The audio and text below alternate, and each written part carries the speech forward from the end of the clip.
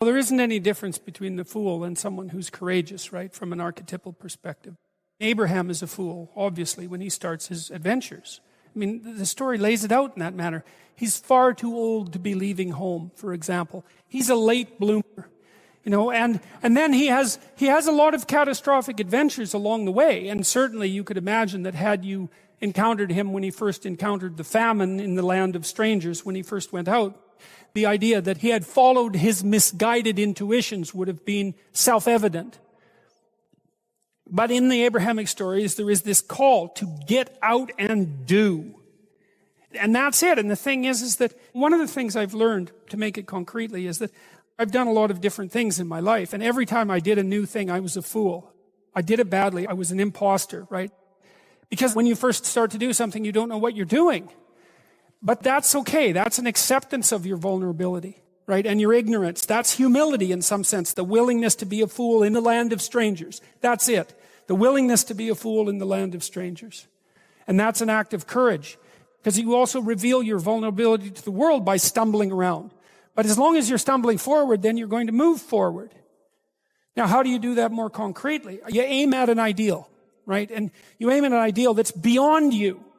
Now, maybe you don't aim to begin with at an ideal that's so beyond you that you're crushed by its magnificence, Maybe that's too demotivating to move you. But you could at least conceptualize yourself as the you that you are with fewer of the faults that you know of. And that's a good start. And I also think that's associated with the idea of humility. Take stock. Figure out how it is that you're not who you could be. And then move in that direction. And accept the consequences. You're going to get slapped a lot. But maybe with each slap, you'll straighten up a little bit. Especially if you listen, even to the people who are slapping you. Because sometimes they're the ones who can reveal for you very quickly where it is that you're weak and insufficient so that you won't have to be that way in the future. Well, if you're harmless, you're not virtuous. You're just harmless. You're like a rabbit. A rabbit isn't virtuous. It's just can't do anything except get eaten. It's not virtuous. If you're a monster and you don't act monstrously, then you're virtuous. But you also have to be a monster. Well, you see this all the time. Harry Potter's like that too. It's like he's flawed, he's hurt, he's got evil in him. He can talk to snakes, man. He breaks rules all the time. All the time. He's not obedient at all. But, he has a good reason for breaking the rules. And if he couldn't break the rules, him and his little clique of rule-breaking, troublemakers, if they didn't break the rules, they wouldn't attain the highest goal. So it's very peculiar, but it's a very, very, very, very common mythological notion. The hero has to be a monster, but a controlled monster. Batman is like that.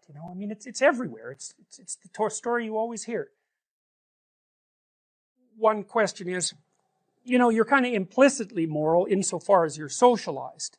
But that's sort of procedural. It's just built into you. This is different. This is also becoming conscious of it and expanding out your personality into dimensions that it wouldn't normally occupy. So this happens to people all the time. So, for example, lots of my clinical clients, are too agreeable. And they're generally women because women are more agreeable than men, but not always, because I've had agreeable men as clients as well. And what happens is they're resentful and they don't know how to stand up for themselves. And it's because they're very compassionate by nature, and so if you're entering into a negotiation with them, they'll let you win. Well, that's not so good, because you need to win too. Especially if you're in an organization of adults, where there's a struggle, right? When you have kids, you can let them win, especially infants. You have to let them win, and that's partly why compassion is so necessary. But as a basis for negotiation between adults, it's like, sorry, it's insufficient. You have to be a bit of a monster so that you can say no. And so a lot of what you do in psychotherapy is treat people's anxiety and depression. That's a huge chunk of it. Help them straighten out the way they think. That's a huge chunk of it. But another chunk of it is, well, let's toughen you up. Let's put you in a position where you can bargain. Let's teach you how to assert yourself and stand up for yourself. And that's assertiveness training. And it's a huge chunk of psychotherapy. And you need to learn it. It's like, because part of how you regulate your interactions with other people is to negotiate. And you cannot negotiate unless you can say no. You can't do it. And it causes conflict to say no, and if you don't like conflict, which is basically the definition of being agreeable, then you can't tolerate the conflict, and so then you can't negotiate on your own behalf, and so then you keep losing, and you're bullied, and it's not good. Then you get resentful, and it's really not good. So you have to develop your inner monster a little bit, and then that makes you a better person, not a worse person. It isn't so straightforward to determine what our place is in the world. And the thing that really got me with regards to that wasn't the good that we could do, but the harm that we can do. Because you can debate about the good we can do, but you cannot debate about the harm we can do. That's done. We know, if we want to know. And I think my experience was, when I took that seriously, which meant understanding how that was about me, about, there's a city, and the city is full of people who are sinful. What does that mean? Well, to sin is an archery term. It means to miss the mark. So these are people who aren't oriented properly. And so the city is in a chaotic state.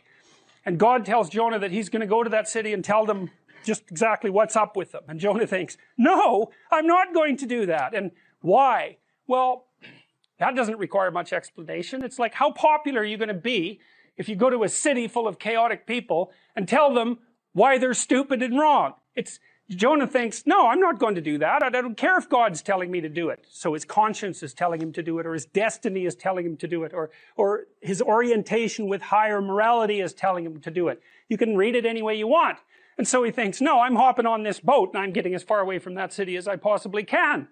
And so he does that, and then the storm comes up because God thinks, no, you're not getting away.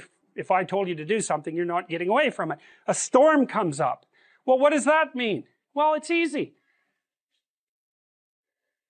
Betray your destiny and see how long it takes you to be drowning in a storm. It'll happen immediately, and of course it will, because what's calling you to be your best is exactly the thing that's pushing you forward to manifest yourself most fully in the world. It's what you need. You run away from that, the boat's going to start to rock very, very quickly. Well, you all know that. You know that perfectly well. It's hell, all you have to do is not study for an exam that you know that's coming up to see everything the storm waters start to rise and everything start to rock. It's pretty bloody obvious. So anyways, he's on this boat and there's a storm, and all of the people on the boat who can't quite discriminate chaos from weather because they haven't differentiated the world to that degree think, oh, the boat wouldn't be about to be swamped if some of us hadn't done something stupid and wrong. And there's logic in that. You might think, well, God has nothing personal against you because of the storm, so you're confusing levels of analysis. But you got to give these people some credit. It's like, maybe they did do something stupid. Maybe they didn't caulk the damn boat properly. Maybe the ropes aren't in as good a shape as they might be. Maybe they weren't paying attention to the weather when they went out on the ocean, Or maybe they haven't made peace with their brother, and so their hearts are bent, twisted out of shape, so they don't make particularly good sailors. It's like the idea that you encounter a storm because you're stupid and wrong is a really good idea, even though it's not of infinite applicability. Anyways, they draw lots. It's a primitive thing to do. It's like, well, it's someone's fault. We don't know who. We're going to throw someone overboard, the worst sinner. Obviously, that's what God wants, some kind of sacrifice. So they all draw lots, and someone loses. And then Jonah stands up and says, well, sorry guys, I know that I've got a problem with God at the moment, so it's probably me. You better throw me over. And they don't really want to, but he finally convinces them. Over he goes. And the storm settles. Well, sometimes if you're in a group of people in an organization, there is someone in the organization whose head isn't screwed on exactly straight. And they know exactly why it is and what they've done wrong and what puts them in that position. And they are poisoning the entire enterprise. And if you throw them overboard, or better, if they agree voluntarily to leave, then the storm will abate and everything will be okay. So anyways, they throw Jonah overboard, and a whale comes up and swallows him and takes him down to the bottom of the ocean. Well, we already know what that means because we watched Pinocchio. It's like when God abandons you because you've abandoned your destiny and the storms come up, the probability that you're going to be taken down to the depths is extraordinarily high, and that happens in people's lives all the time. Well, so down there, Jonah repents. Well, what do you do when you're in the underworld?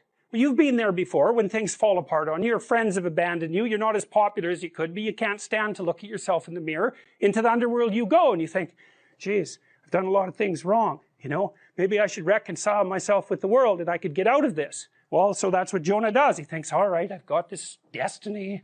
I better go do what God says. So the whale spits him out onto the beach, and off he goes to the city to tell them what's wrong. Well, that's what that represents. That's these symbols, It's so cool. This second one, I really like it. It's so interesting because you see Jonah re-emerging from the whale, and he's got a halo around his head. You say, well, what's a halo? Well, have you ever looked at a quarter? Well, think about a quarter. A quarter's the moon. And who's on the quarter? The queen. The queen is surrounded by the halo of the moon. The queen's queen of the night. Gold coin, that's the king's head on the sun. That's the halo. Well, what comes out of the belly of the fish? It's the illuminated human being. It's the spirit of the illuminated human being. Well, that's what that means. Well, what does that mean? Well, what else would come out of chaos? If you fall apart and then you put yourself back together, what is it that comes back out? Well, at least you're in better shape than you were before, and then maybe you do that 20 times in your life or 50 times, and you do it voluntarily. Every time you do it, you're more like the thing with the halo and less like the thing that's, being thrown overboard by your friends.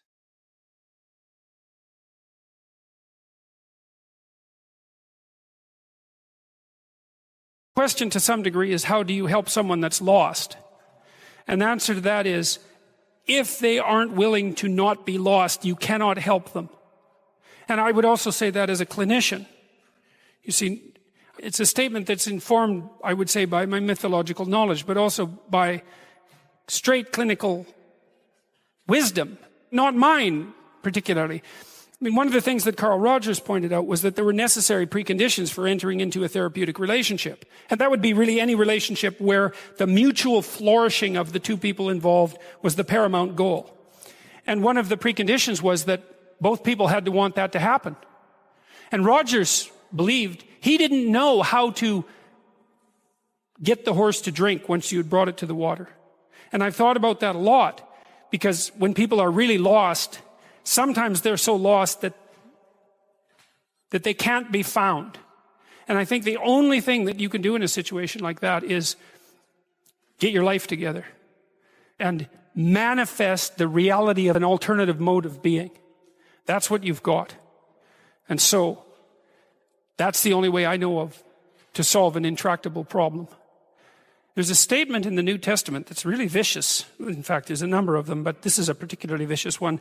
And that is, don't cast pearls before swine. And what that means is, if you're trying to help and it doesn't work, then stop helping. It's not helping, right? It may be just wasting your time. It might be making things worse. If you're offering something and it's not taken, then perhaps you should be offering it somewhere else. And sometimes, if you offer a hand and the person won't take it, you have to stop offering the hand. And then what you do is you go off and you have your life. And sometimes that means in people's lives, for example, that they have to leave their family members behind. There's a scene in the New Testament, this is another very harsh scene, where Christ is walking down the road with his disciples. I hope I've got this story right, but I've got it essentially right. And his mother calls to him and says, I believe that he's supposed to come back to the home because his uncle has died and that there's going to be a funeral. And he turns to his mother and says something like, let the dead bury their dead. I'm about my Father's business. It's something like that. And you read that and you think, that should have been edited out. No, but it shouldn't have been edited out, because it's exactly right, because sometimes the thing you do is walk away because there's no other solution. And if you are trapped in pathological relationships and you see no way out of them, if someone who is sinking has their hands around your neck and is pulling you down, you're not obligated to drown with them. There's a rule too if you're a lifeguard. Some of you have had lifeguard training. How do you approach someone who's drowning and panicking in the water? Feet out, right, like this. It's like, I'll save you, but that doesn't mean you get to drown me while I'm doing it. And if it's you drown or both of us drown, it's you drown. And that's wisdom. That's not cruelty, right?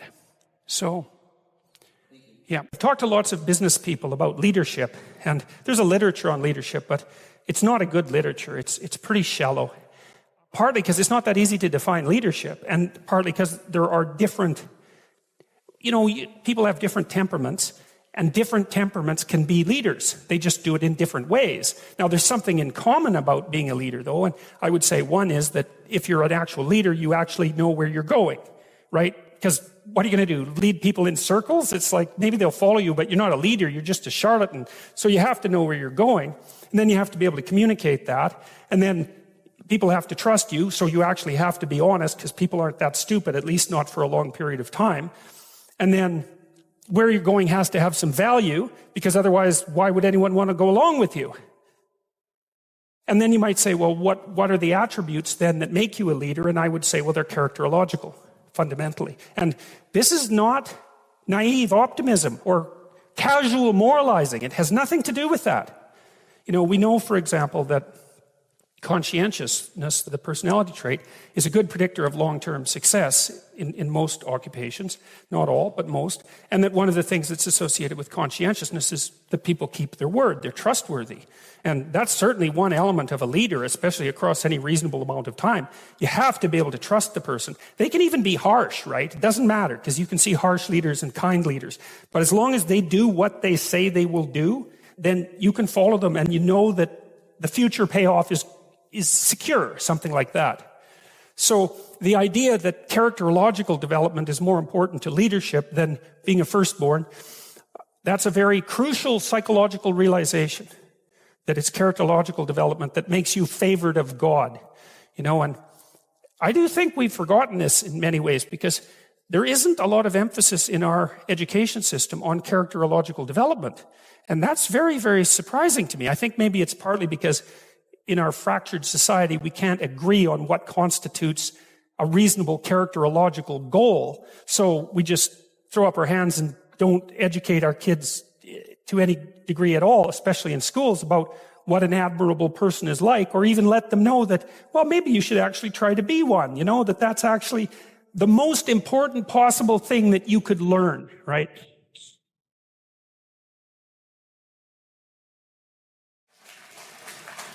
So, and I also think, and I think this is laid out very thoroughly in the biblical stories as well, is that if there are enough people who are admirable, then things work. And if there aren't, then things are terrible.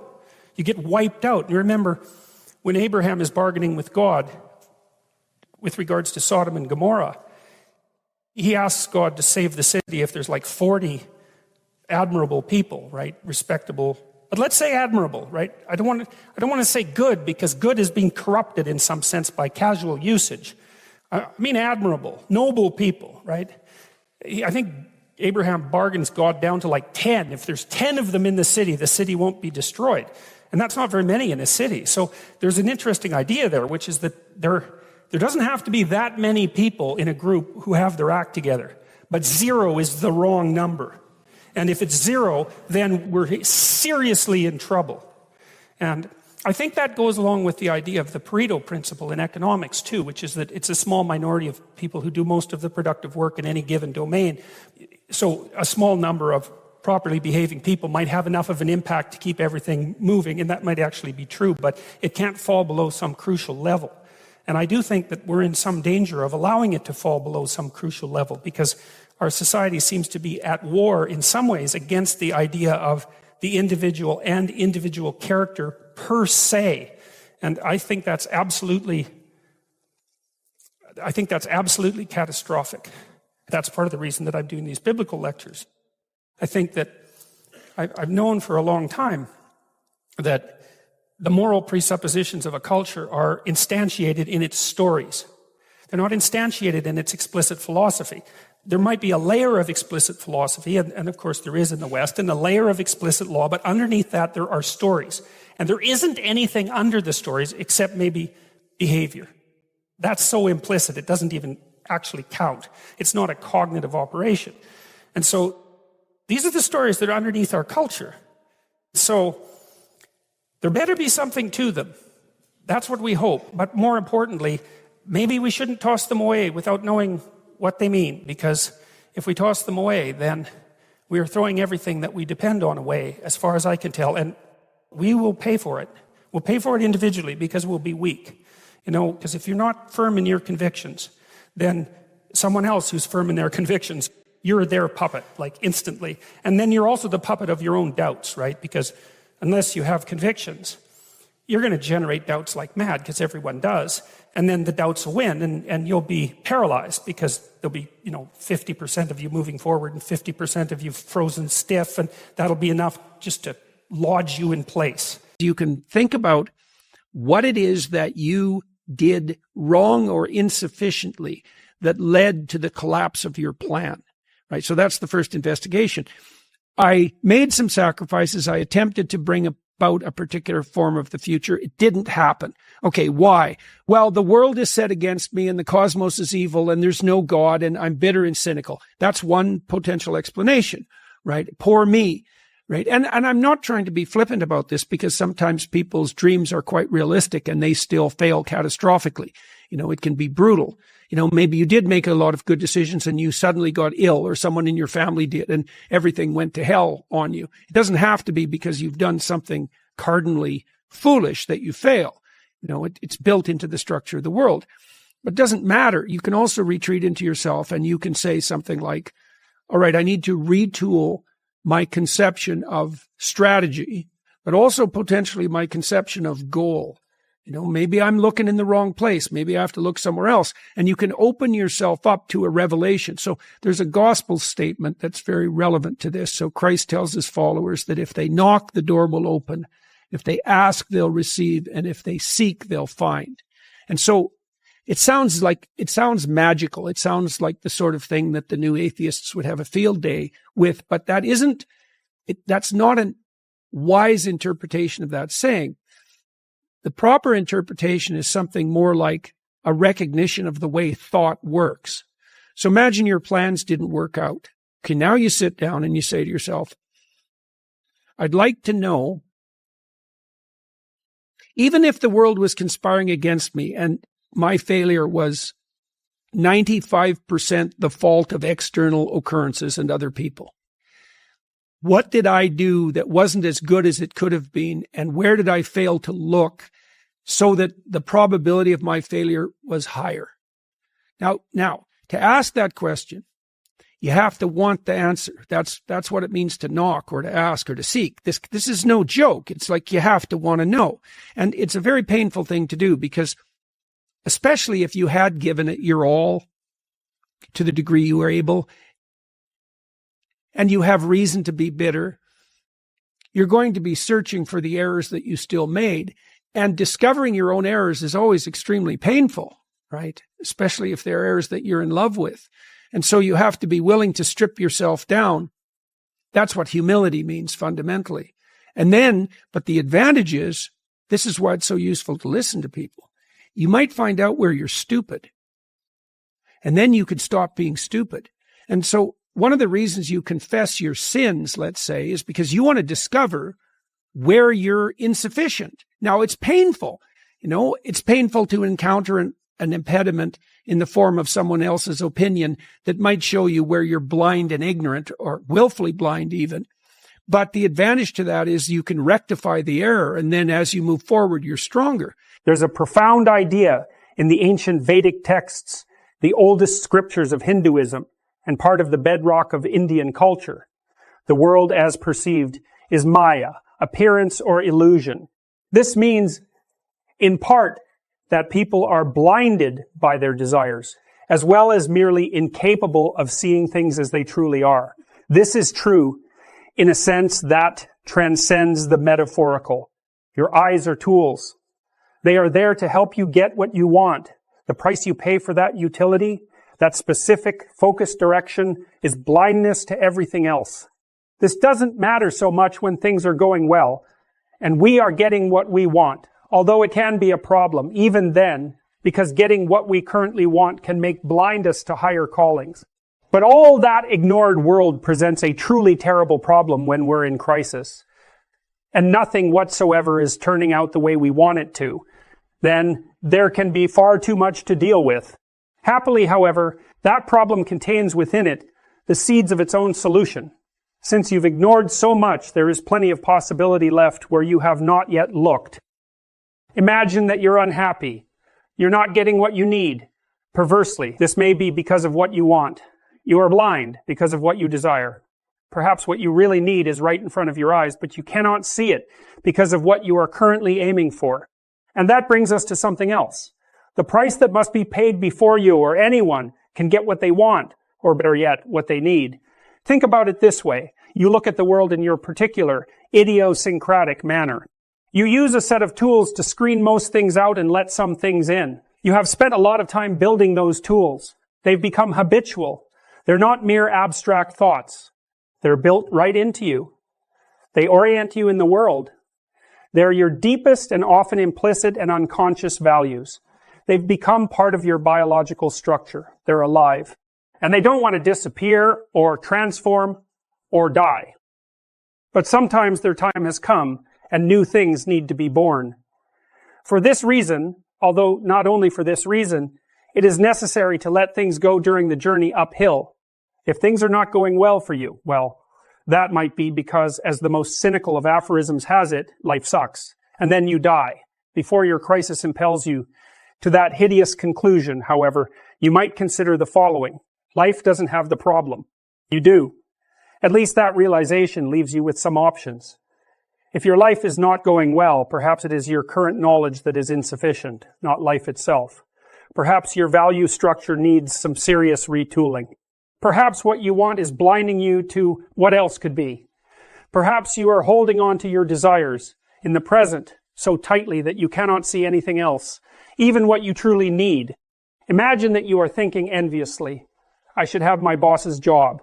If your boss sticks to his post stubbornly and competently, thoughts like that will lead you in a state of irritation, unhappiness, and disgust.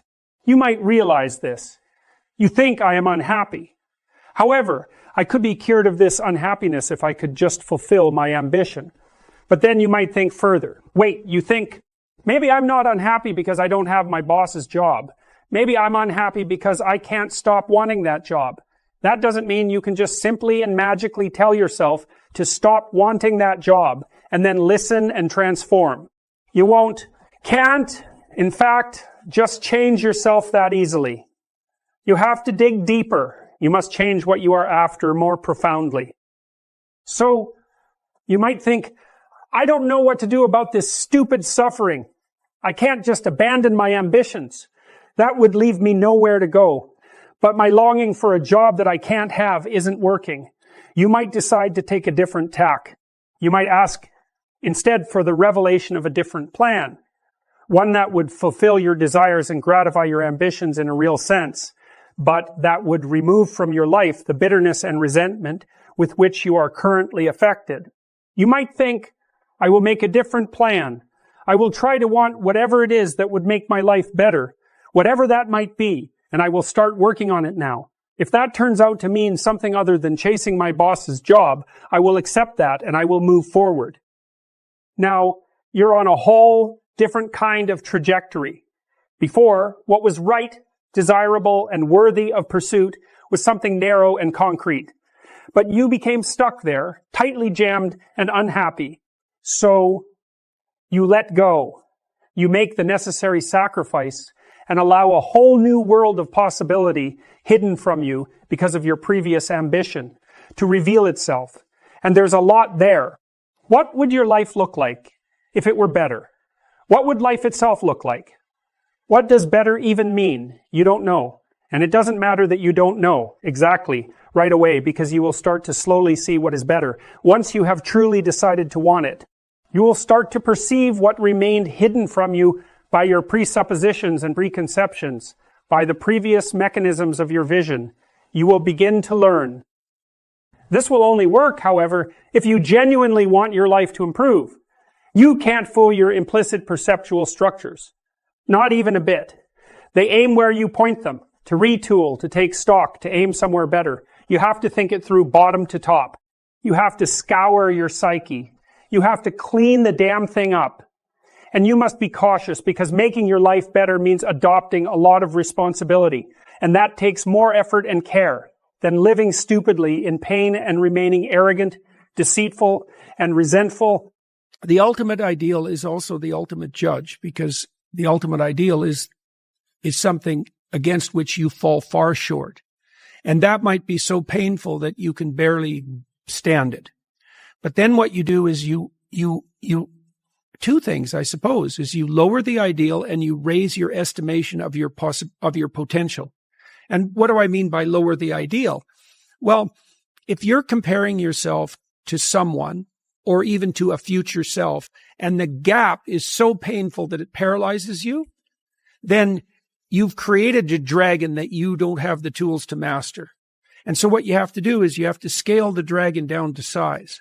And you want to scale the dragon down to size until it's a size that you are willing to move toward, however small that is. Now, if you're here and your ideal is here and that gap is unbearable, then you reduce the gap and you reduce the gap. And you're going to have to do that anyways, because you're not going to move from where you are to perfect in one fell swoop, right? There's going to be incremental steps. So you have to fill in that hierarchy of progression with a high enough resolution representation so that you can start to move forward. And then you should be buttressed. There's another gospel comment that's very interesting. It's called the Matthew principle. And the Matthew principle is, to those who have everything, more will be given. And from those who have nothing, everything will be taken. Now, it's brutal because it implies that reality works like this. When you're moving up, you go like this, right? And that's pretty nice. That's a lot better than this. But when you're going down, you go like that, right? It's like downhill, cliff. Okay. So you want to avoid the downhill path. Well, if the uphill path is like this, which is like exponential, let's say, or geometric, then what that means is that it doesn't matter how big the first steps you take uphill are, even if they're trivial, even if they're shameful in their size, because you're so useless, that if you're disciplined in that, you'll speed up extraordinarily rapidly. And so that's the good news, you might say, is that you can take very small steps, even ones that might be shameful in their size, and you have to admit that to yourself. But once you get the ball rolling, it doesn't roll in a linear fashion. It rolls in a geometric fashion. And this is a really good thing to know, because it can take the sting out of the realization of your own stupidity. Let's return to the situation where your aim is being determined by something petty, your aforementioned envy of your boss. Because of that envy, the world you inhabit reveals itself as a place of bitterness, disappointment, and spite. Imagine that you come to notice and contemplate and reconsider your unhappiness. Further, you determine to accept responsibility for it and dare to posit that it might be something at least partly under your control. You crack open one eye for a moment and look. You ask for something better. You sacrifice your pettiness, repent of your envy, and open your heart. Instead of cursing the darkness, you let in a little light. You decide to aim for a better life instead of a better office. But you don't stop there. You realize that it's a mistake to aim for a better life if it comes at the cost of worsening someone else's. So you get creative. You decide to play a more difficult game. You decide that you want a better life in a manner that will also make the life of your family better, or the life of your family and your friends and the strangers who surround them. What about your enemies? Do you want to include them too? You bloody well don't know how to manage that. But you've read some history. You know how enmity compounds. So you start to wish even your enemies well. at least in principle, although you are by no means yet a master of such sentiments. And the direction of your sight changes. You see past the limitations that hemmed you in unknowingly. New possibilities for your life emerge, and you work toward their realization. Your life indeed improves. And then you start to think further, better. Perhaps that means better for me and my family and my friends, even for my enemies. But that's not all it means. It means better today in a manner that makes everything better tomorrow and next week and next year and a decade from now and 1,000 years from now and forever. And then better means to aim at the improvement of being with a capital I and a capital B. Thinking all of this, realizing all of this. You take a risk. You decide that you will start treating Old Testament God with all his terrible and oft arbitrary seeming power as if he could also be New Testament God, even though you understand the many ways in which that is absurd. In other words, you decide to act as if existence might be justified by its goodness, if only you behaved properly. And it is that decision, that declaration of existential faith, that allows you to overcome nihilism and resentment and arrogance. It is that declaration of faith that keeps hatred of being, with all its attendant evils, at bay. And as for such faith, it is not at all the will to believe things that you know perfectly well to be false. Faith is not the childish belief in magic, that is ignorance or even willful blindness. It is instead the realization that the tragic irrationalities of life must be counterbalanced by an equally irrational commitment to the essential goodness of being. It is simultaneously the will to dare set your sights at the unachievable and to sacrifice everything, including, and most importantly, your life. You realize that you have literally nothing better to do. But how can you do all this, assuming you are foolish enough to try? You might start by not thinking, or more accurately, but less trenchantly, by refusing to subjugate your faith to your current rationality and its narrowness of view. This doesn't mean make yourself stupid. It means the opposite. It means instead that you must quit maneuvering and calculating and conniving and scheming and enforcing and demanding and avoiding and ignoring and punishing. It means you must place your old strategies aside. It means instead that you must pay attention as you may never have paid attention before. You know, if you take people, and I've told you this, and you expose them voluntarily to things that they are avoiding and are afraid of, that they know they need to overcome in order to meet their goals, their self-defined goals. If you can teach people to stand up in the face of the things they're afraid of, they get stronger. And you don't know what the upper limits to that are, because you might ask yourself, like, if for 10 years, if you didn't avoid doing what you knew you needed to do, by your own definitions, right, within the value structure that you've created to the degree that you've done that, what would you be like? Well, there are remarkable people who come into the world from time to time, and there are people who do find out over decades-long periods what they could be like if they were who they were, if they spoke their being forward. And they get stronger and stronger and stronger, and we don't know the limits to that. We do not know the limits to that. And so you could say, well, in part, perhaps the reason that you're suffering unbearably can be left at your feet, because you're not everything you could be, and you know it. And of course, that's a terrible thing to admit, and it's a terrible thing to consider, but there's real promise in it, right? Because it means that perhaps there's another way that you could look at the world and another way that you could act in the world. So what it would reflect back to you would be much better than what it reflects back to you now.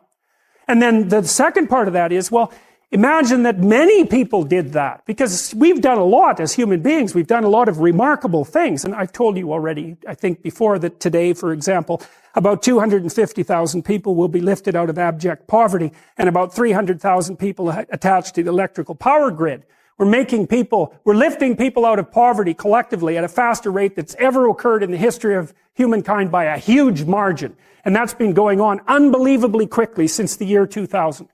The UN had planned to have poverty between 2000 and 2015, and it was accomplished by 2013. So there's inequality developing in many places, and you hear lots of political agitation about that. But overall, the the tide is lifting everyone up, and that's a great thing. And we have no idea how fast we could multiply that if people got their act together and really aimed at it. Because, my experience is with people that we're probably running at about 51% of our capacity. You can think about this yourselves. I often ask undergraduates how many hours a day you waste or how many hours a week you waste. And the classic answer is something like 4 to 6 hours a day. Inefficient studying, watching things on YouTube that not only do you not want to watch, that you don't even care about, that make you feel horrible about watching after you're done. That's probably 4 hours right there. You think, well, that's 25 hours a week. It's 100 hours a month. That's 2.5 full work weeks. It's half a year of work weeks per year. And if your time is worth $20 an hour, which is a radical underestimate, it's probably more like 50 if you think about it in terms of deferred wages. If you're wasting 20 hours a week, you're wasting $50,000 a year. And you are doing that right now. And it's because you're young, wasting $50,000 a year is a way bigger catastrophe than it would be for me to waste it, because I'm not going to last nearly as long. And so if your life isn't everything it could be, you could ask yourself, well, what would happen if you just stopped wasting the opportunities that are in front of you? You'd be who knows how much more efficient? 10 times more efficient. 20 times more efficient. That's the Pareto distribution. You have no idea how efficient people get. It's off the charts. Well, and if we all got our act together collectively and stopped making things worse, because that's another thing people do all the time. Not only do they not do what they should to make things better, they actively attempt to make things worse because they're spiteful or resentful or arrogant or deceitful or homicidal or genocidal or all of those things all bundled together in an absolutely pathological package. If people stopped really, really trying just to make things worse, we have no idea how much better they would get just because of that. So there's this weird dynamic that's part of the existential system of ideas between human vulnerability, social judgment, both of which are major causes of suffering, and the failure of individuals to adopt the responsibility that they know they should adopt. And that's the thing that's interesting too, is that, and like another thing I've often asked my undergraduate classes is, there's this idea that people have a conscience. And you know what the conscience is. It's this feeling or voice you have in your head just before you do something that you know is stupid, telling you that probably you shouldn't do that stupid thing. You don't have to listen to it, strangely enough. But you go ahead and do it anyways, and then, of course, exactly what the conscience told you was going to happen inevitably happens, so that you feel even stupider about it than you would if it happened by accident. Because I knew this was going to happen. I got a warning it was going to happen, and I went and did it anyways. And the funny thing, too, is that conscience operates within people, and we really don't understand what the hell that is. So you might say, well, what would happen if you abided by your conscience for 5 years or for 10 years? What sort of position might you be in? What sort of family might you have? What sort of relationship might you be able to forge?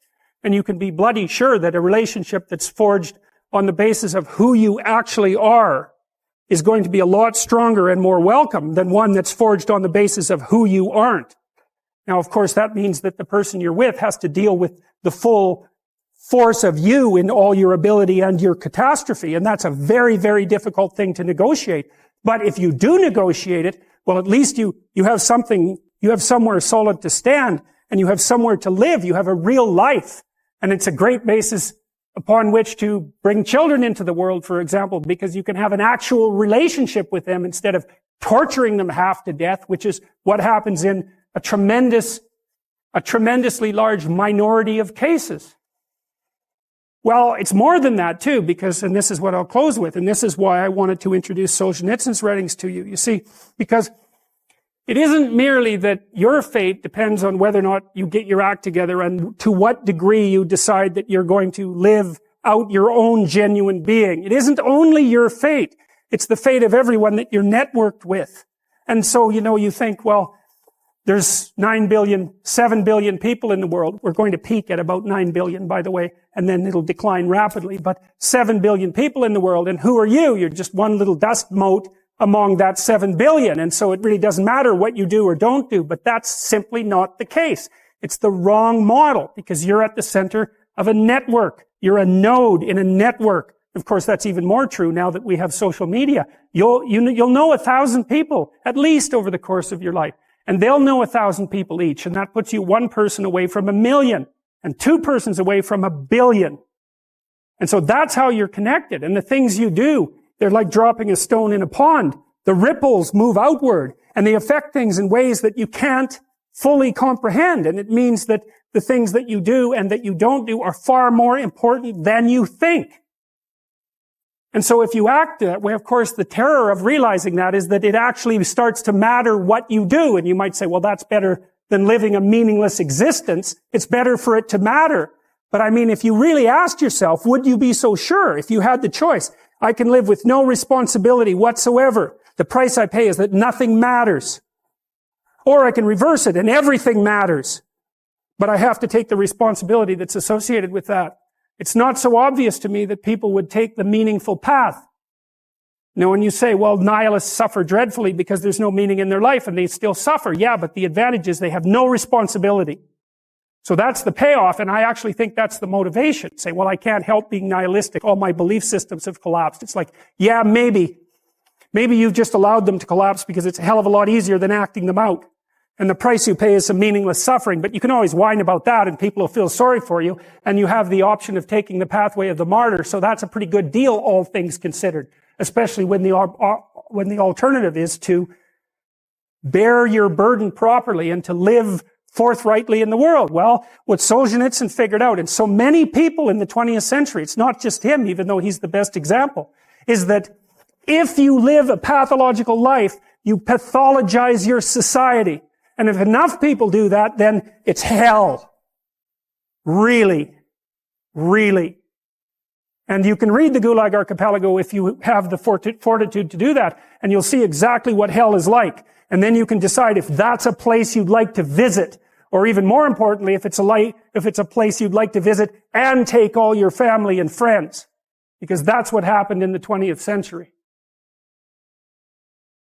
Do what it is that you're called upon to do, which is to lift your eyes up above the mundane, daily, selfish, impulsive issues that might beset you, and attempt to enter into a contractual relationship with that which you might hold in the highest regard, whatever that might be, to aim high and to make that important above all else in your life, that fortifies you against the vicissitudes of existence like nothing else can. And I truly believe that that's the most practical advice that you could possibly receive. The way that you fortify your faith in life is to assume the best, something like that, and then to act courageously in relationship to that. And that's tantamount to expressing your faith in the highest possible good. It's tantamount to expressing your faith in God. And it's not a matter of stating, well, I believe in the existence of a transcendent deity, because in some sense, who cares what you believe? I mean, you might and all that, but that's not the issue. That's not the issue. The issue, it seems to me, is how you act. The issue is not what you believe as if it's a set of facts, but how you conduct yourself in the world. The purpose of thinking is to let your thoughts die instead of you. It's a brilliant notion. And so the idea is something like,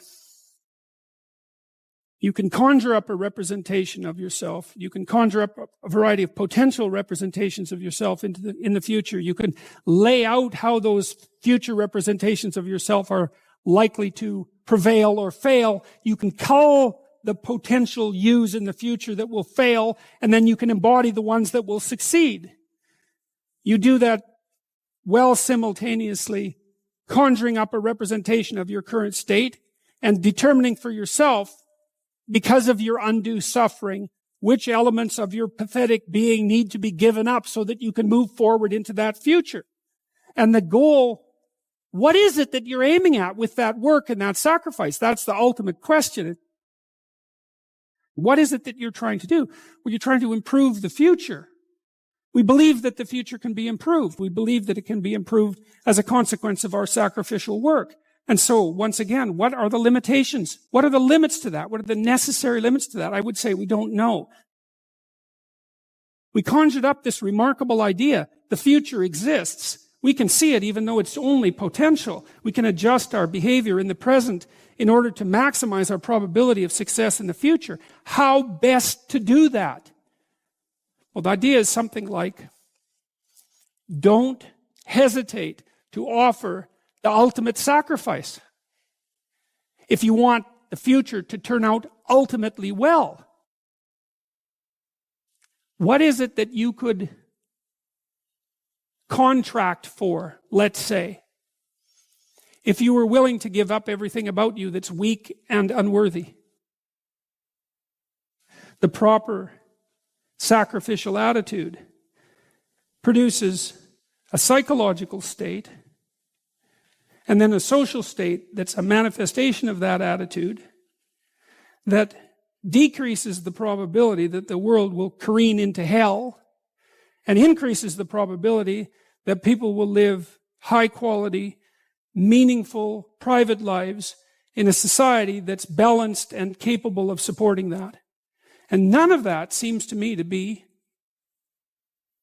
questionable, really. I also don't think it's anything that people don't actually know.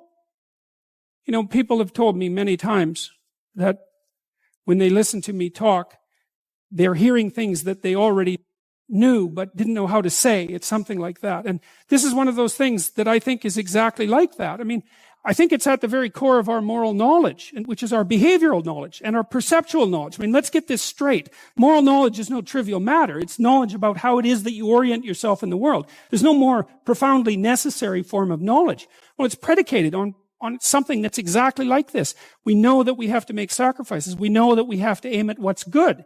So then why isn't that we don't aim at what's best and make the sacrifices that are necessary in order to bring that into play?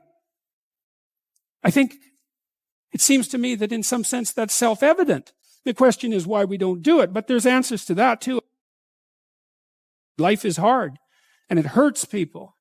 It's rife with limitation. And some of it's arbitrary. And some of it's unjust, and some of it's worse, some of it's malevolent, which is even worse. It's not surprising that that combination of vicissitude can turn people against being. But I think even when that happens, and even when people have the kind of history that if they revealed to you, you would say, well, it's no wonder you turned out that way. The people who turn out that way still know that it's wrong. They still know that however deep their own suffering, however arbitrary their own suffering, however much that's caused by the malevolence of others, as well as the tragedy of existence, that does not in any way justify their turning away from the good. And I believe everyone knows that. I believe that they know it implicitly, even if they don't allow themselves to know it explicitly. And I believe that if they violate that idea, then they violate themselves, and that they end up in Cain's position, which is the position of the man who's been given a punishment that is too great to bear. Now we're capable of making sacrifices in abstraction, right? To conceptualize a future that we want, to let go of the things that are stopping us from moving forward, and to free ourselves from the chains of our original preconceptions. Pursue pleasure. Follow your impulses. Live for the moment. Do what's expedient. A mountain is something you have to climb, and you have to climb to the pinnacle of a mountain, and the mountain is up, right? And the mountain stretches up to heaven, and it's a long journey to specify the right place on the highest pinnacle. And that's symbolic because, of course, it's a pinnacle that you're always trying to reach, just like you're always trying to aim. You're always trying to climb upward. At least that's the theory. It depends to some degree, of course, on your definition of upward. You're supposed to, again, to act out the highest good of which you're capable. Now, that'll transform your life to some degree into an archetypal adventure. There's no way around that, because as you attempt to climb a higher mountain, let's say, or to aim at a higher target or something like that, then the things around you will become increasingly dramatic and of import. That happens by necessity, obviously, because if you're aiming at something difficult and profound and you're really working at it, then your life is going to become perhaps increasingly difficult and profound. But that might be okay. That might be exactly what you need as an antidote to the implicit limitations that face you as a human being. The good father is precisely someone who is willing to sacrifice his child to the ultimate good. You have a moral obligation as a parent to encourage your child to go out into the world, right? And to be whoever they can be. To be the best they can possibly be. And in doing that, you're encouraging them to pursue the good. You're sacrificing them to the good.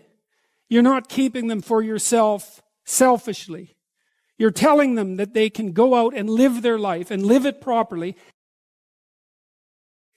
You don't want for your son what it is that you want for him.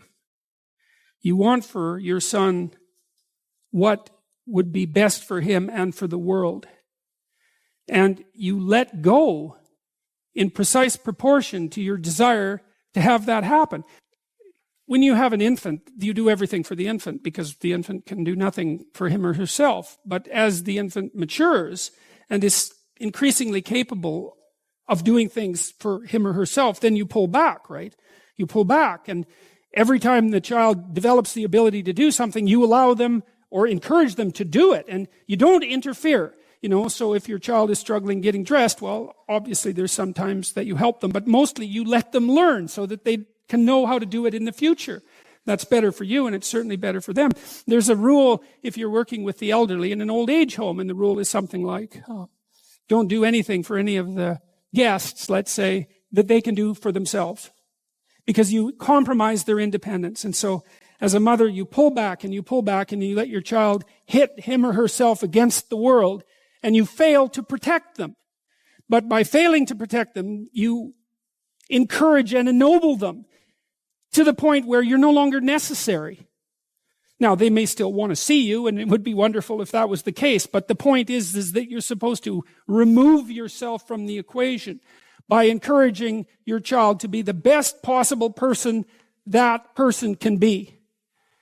And you sacrifice your desires, all of your desires to that, your personal desires, even your desires for your child in relationship to you. Because you want them to move forward into the world as a light, right? As a light on a hill. That's what you want, if you have any sense. And so you don't get to keep your children at home because you need them. People exist in a sacrificial relationship to the world. What does that mean? It seems to mean something like human beings are aware of their extended self. You know you're going to be around tomorrow and next week and next month and next year and 5 years from now and 10 years from now. Now it's less certain as you go out, but you do have the sense of yourself as something that stretches across the decades. Okay, and so what that means is that you have to conduct yourself in a manner that isn't merely immediate. You have to conduct yourself in a manner that will work across time. Now, how do people do that? They work. Work is a sacrificial gesture. So you work, by definition, virtually. Work is the sacrifice of the present for the future. I mean, maybe someone can come up with a better definition of work than that, but I don't think so. It's like you put in time and effort right now, even if it's something not what you'd like to be doing at the moment. You put in time and effort because you believe, what the hell does that mean? You believe it'll pay off. Well, is that a contract with the future? Is it a covenant? Because the relationship that the biblical corpus characterizes human striving is covenantal. It's a bargain. The bargain is you make the right sacrifices and they pay off. That's the bargain. Now, you might say, well, that's just part of the social contract, but the biblical corpus insists that it's deeper than that. It's built into the structure of reality itself. And that if you got the sacrifices right, the future would be paradisal. That's a kind of sacrifice right there, is that you're willing to sacrifice your short-term physiological and psychological comfort for a medium to long-term benefit. It's the essence of sacrifice. This is something the atheists don't understand about the biblical narrative, is that the narrative insists that we live in a sacrificial relationship. It's the essence of humanity to live in a sacrificial relationship. It's like, well, is that true or not? Well, as you mature, your relationships are more sacrificial. It's less about what you, in your narrow sense, want right now, and it's more about what's good over the medium to long run, including other people. Well, that's a sacrificial relationship. Now, the covenant, and this is a matter of faith. It's the matter of the deepest faith. Are you willing to act out the proposition that the way to make the world reveal itself to you in its most positive guise is for you to adopt the most appropriate sacrificial relationship? Well, it's a big risk, isn't it? Because you have to give up everything. That's the deal. You give up everything that's low. Everything. Well, that's what the Christian passion is, because the Christian passion is an archetypal story, because Christ is the person who sacrifices everything, thoroughly, 100%. There's no indecision, because you age. Like, you pay for your indecision. It's a decision. It's a decision to avoid, fundamentally. And part of the moral that's embedded in the story of Job and in the Christian passion is that you can master what you'll face. And maybe that's true. I mean, the clinical literature seems to indicate that it's true, because one of the things you do, if you're a competent clinician, is you look at what people are attempting to accomplish, and maybe that needs some retooling, but let's assume that they have a goal in mind that would work, right? You talk it through with them strategically. They have a well laid out vision. Okay, now they're laying out the vision, and they encounter impediments that stop them. And maybe they're impediments that make them afraid and paralyze them. And so then what you do is you decompose the impediment until you find a way they can advance that constitutes a genuine advance that they'll actually do. So what you do is you take the problem and you narrow it until they'll face it. Okay, then they face it. Then what happens? They get more competent. That's what happens. And then they get better at facing all problems. So they don't just learn how to deal with that specific problem. They learn a lesson that generalizes across problems. They get braver. When you use exposure therapy, people don't get less afraid, they get braver. And that's way better, because braver moves from situation to situation. Okay, so the question is, if you faced everything that was put in front of you, who would you be? Well, the biblical answer is you'd be a true son of God. That's the biblical answer. It's like, well, do you believe that? Well, it depends on what you mean by believe. Do you have a better bet than facing what's there? Well, you just have to be sensible about it for a moment. It's like, is your theory that you're going to adapt better using falsehood and avoidance?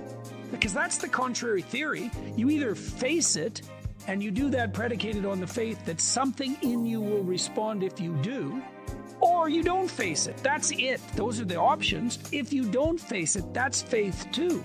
That's faith in the notion that avoidance and deception will suffice. There's technically two different forms of reward. There's consumatory reward. That's what an orgasm is. It's consumatory reward. It brings the behavioral and perceptual sequence to a halt. It ends it. Right at the climax, it ends it. But then it's over. That journey is over, right? Then there's the dopaminergic reward, and dopaminergic reward is evidence of advancement towards a goal, right? Okay, so there's a corollary to that. Well, how do you become optimally engaged? Because dopamine facilitates engagement and focus, which is why drugs like amphetamines can be used for kids who are attention deficit disordered. You tap up the dopamine response, they lock on, right? Okay, so they're locking on to a goal-directed pursuit. The problem with amphetamines is that they can lock you on so hard you can't get out of the frame. So like kids on amphetamines will obsess, for example, about cleaning up their closet. They can't switch to the next activity. Okay, dopaminergic reward is reward that's accrued in relationship to a goal. Okay, so what's an implication of that? Well, pursue the highest possible goal. Well, why? Because the kick from advancement is higher. Now, you have to balance that. It can't be, you have to advance, right? Because imagine the reward's got two components. Number one is you're moving towards something valuable. Okay, so you want it to be as valuable as possible. Okay, but you have to be moving. You need something extremely valuable that you can move towards. Okay, so part of the reason that you establish a relationship with God, let's say, is because that's what sets the upper bound to your vision. It's like, I want things to be the best they could be. That's a vision of paradise.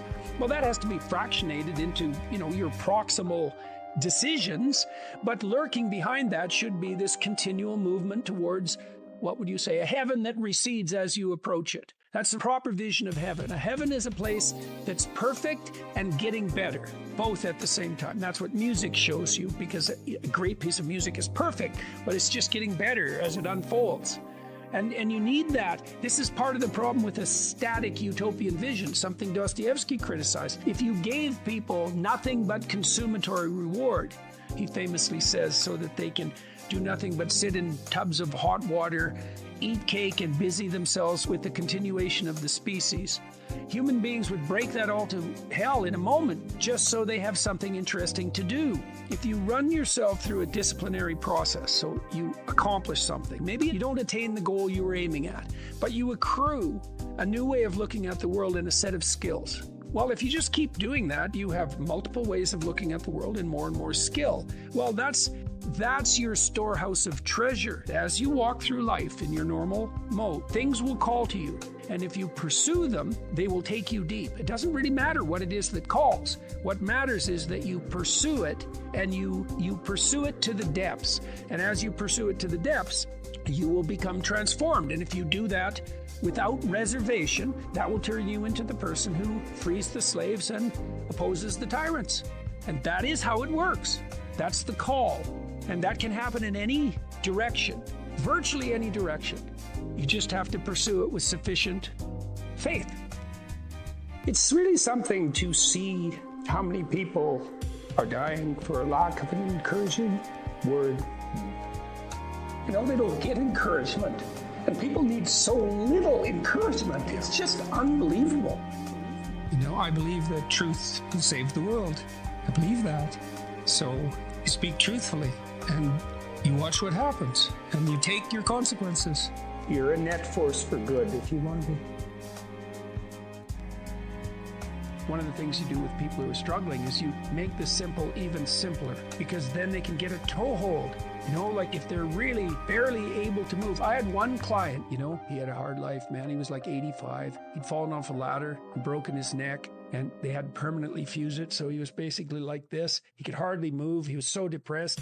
He literally couldn't get out of bed. It was awful. And he was in chronic pain because of his broken neck. And so the first thing I did with him was get him to sit up for like 30 seconds.